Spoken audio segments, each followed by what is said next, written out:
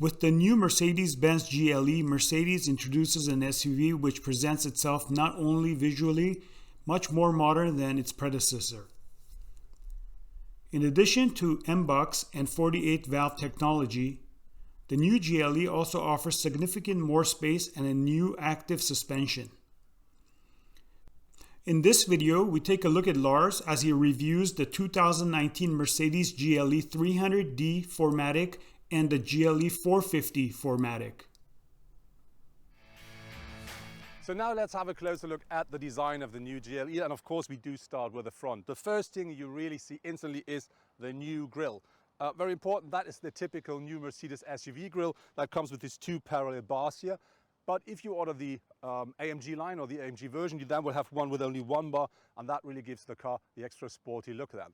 But to make the car even more sporty, we do find these big two power domes here at the hood. And very important, that car is only 12 mil wider than its predecessor, so we're now talking about 1.94 m in width. But I think it looks a lot more solid, and one reason for that is we do have completely different wheel arches. They really give the car a very solid look. Another feature which is brand new and I think really nice, the car now features, as standard, full LED headlights with LED daytime running lights, but our car is featuring the so-called multi-beam LED system with the ultra-range high beam on board, but that only comes for extra costs. The new GLE now is 4.92 m in length, and that is 10.5 centimeters more than its predecessor, and that with a height of the car which is a bit less than with the predecessor as well. And on top of this, we do have an extended wheelbase. This now is nearly 3 meters long, and that means we're talking about 8 centimeters more. And that together really gives the car, I think, a lot more sporty look. And the sporty look will be underlined by the new rims, because now you can have that car with rims from 18 up to 22 inch.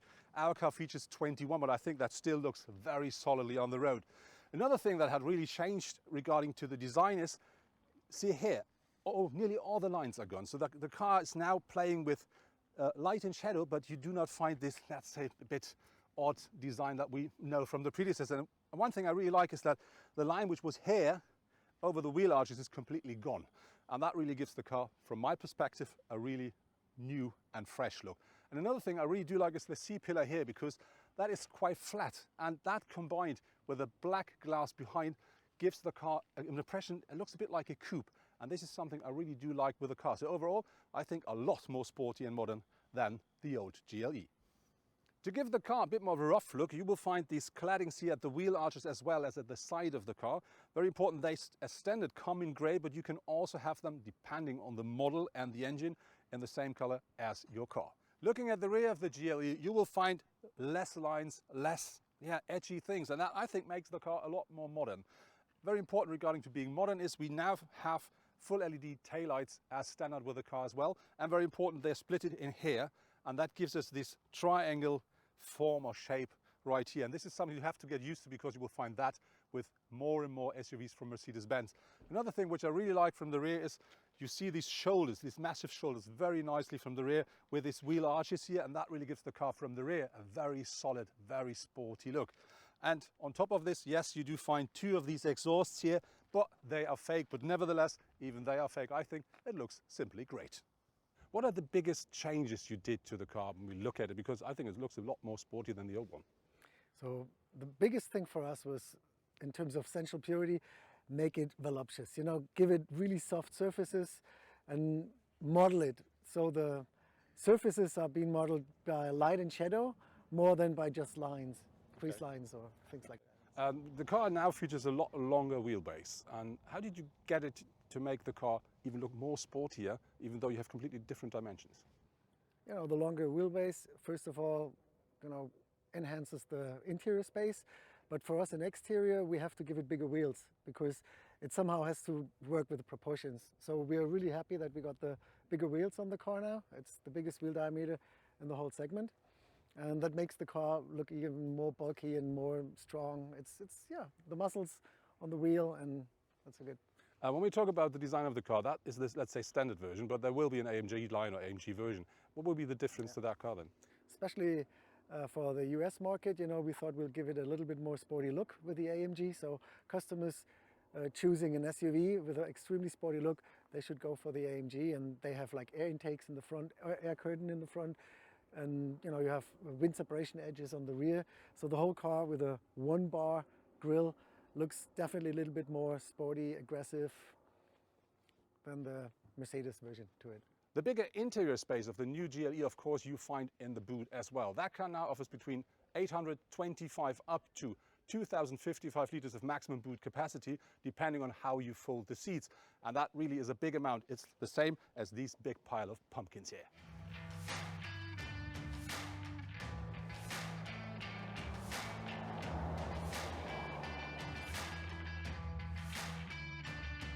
At the moment, there are 4 different drivetrains available for the new GLE, which are 3 diesel, 1 petrol.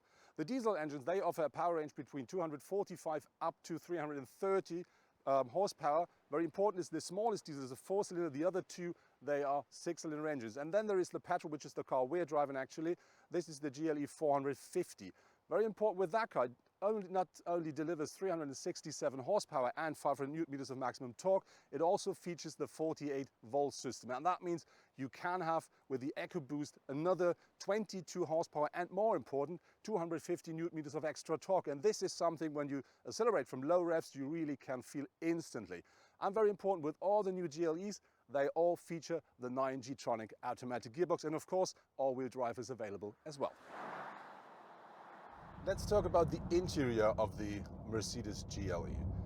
And I really think that Mercedes did everything right with that car. We do have this very big instrument cluster here, which features 2 12.1-inch screens combined under a glass sheet. So we really have a big wide screen in that car. It of course features MBUX, so it really delivers everything you want. And very important here, we do have the next level of a head-up display on board, and this really looks in front of you, projected on the road like a widescreen as well. So this is really something very, very nice to have and very nice to look at, so you can really focus on the road with the car, and that makes absolutely sense. Regarding to the rest of the interior, the car really is a mixture out of luxury and a modern designed piece of art. I really like how I sit in the car. It's extremely comfortable. I have so many different kinds of screens I can use. I have so many different, so many options to really modify the screens and the look of the car the way I want it. And so this car really provides you with absolutely everything you want while driving through the countryside or being on a motorway, even for a very, very long trip. The amount of space the new GLE offers here at the interior is absolutely fantastic. So me, as a very tall person, nearly 2 meters high, I can sit inside of the car very comfortably, and I have loads of space. And this is the same for my co-pilot. But more important is, the car grows a lot in length, and this is something you can feel at the second seat row a lot. And that means with that car, that offers enough space that I can sit easily inside of the second row, right behind myself. The drive of the GLE is absolutely nice. So how the brakes, the gas, the steering and the suspension works together is really, really very, very nice and an absolute pleasure to drive. And that means you can drive the car very comfortably and very easy. And on the other hand, you can always give the car the extra kick and drive a bit more sporty, and you always feel safe inside of the car.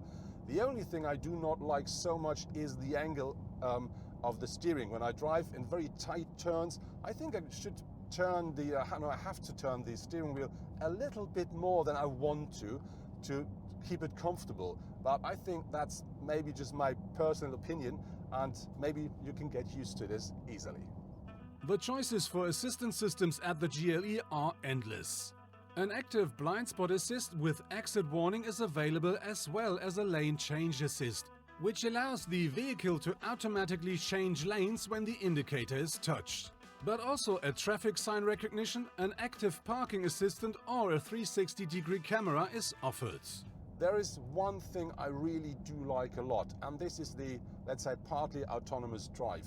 And with that one especially, I really do like the adaptive cruise control with the active lane assist, because that not only works extremely smooth and very, very nicely.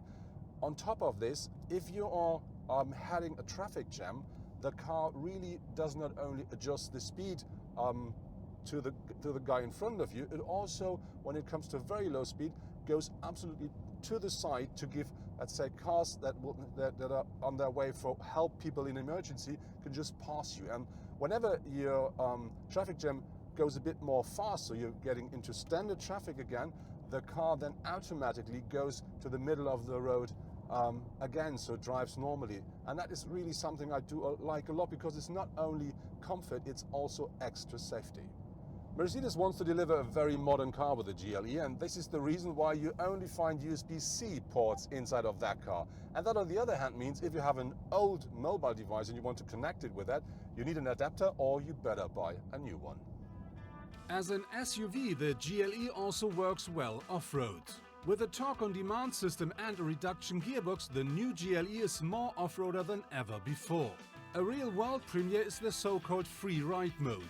Here the GLE starts swaying, for instance, to drive out of loose sand after got stuck in the desert. The new GLE is the only car in its segment with a real active suspension. So next to me is Simon Kern.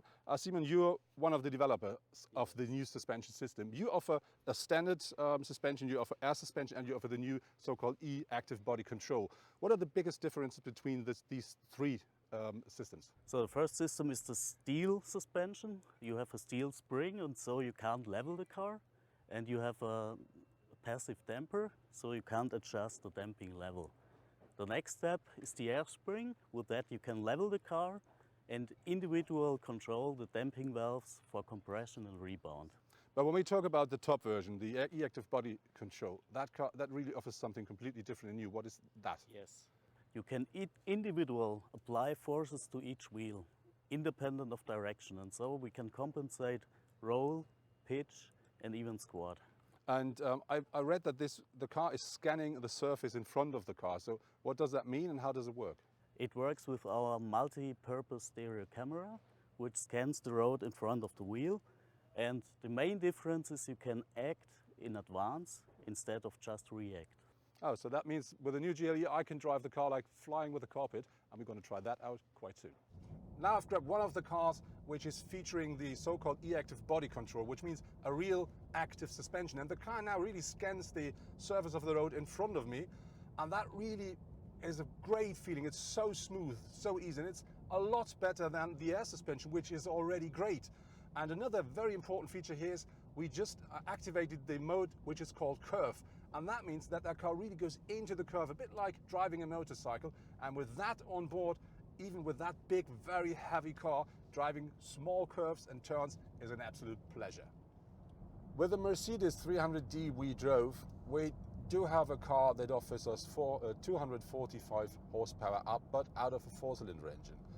And I think that's more than enough power, but I really do prefer a 6-cylinder because I really like the culture of these engines. And this is the reason why we're now driving the 450, which is a petrol engine, 3-liter 6-cylinder, and that offers us 367 horsepower. But I think more important is 500 newton meters of torque. And very interestingly, this car here features the 48-volt system. So we do have the so-called Eco Boost system on board, and that then delivers only a little bit more of horsepower, but up to 250 newton meters of extra torque. So this really is something you can feel while driving. And I really have to say, I think a 6-cylinder engine does fit a GLE a little bit more or a little bit better than a 4-cylinder.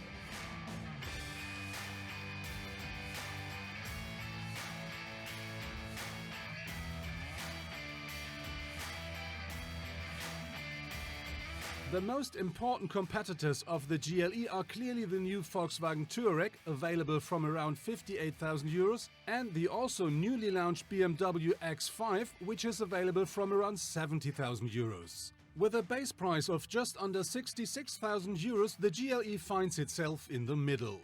The basic version of the Mercedes is powered by a 245 horsepower 2-liter 4-cylinder diesel. Both the Volkswagen and the BMW are starting directly with a 6-cylinder diesel engine, but with a similar output. In contrast to the BMW X5 and the Volkswagen Touareg, the Mercedes GLE is currently not available with rear axle steering.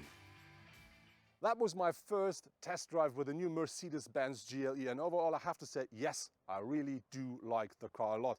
I think the exterior design really changed completely, and that now looks like a very modern, very stylish car. When you look to the interior, that has completely changed. We now have MBUX as standard on board. We do have this maximum widescreen inside of the car, and then you do have this extra space now. So this really is a completely new, but I think a very, very nice car. And the drive of the car is absolutely fantastic. I'm not sure if you really need this super extra plus suspension, but even with a standard air suspension, the car drives so comfortably, and if you want, sporty as well. Very important, that car starts in Germany from about 65,000 euros onwards. But I think if you want to have the big engine, and if you wanted all the extras, you better think about a number with 6 digits. But that's a Mercedes-Benz. But I have to say, if you do have the money and if you're looking for a modern SUV, you definitely have to have a test drive with that car.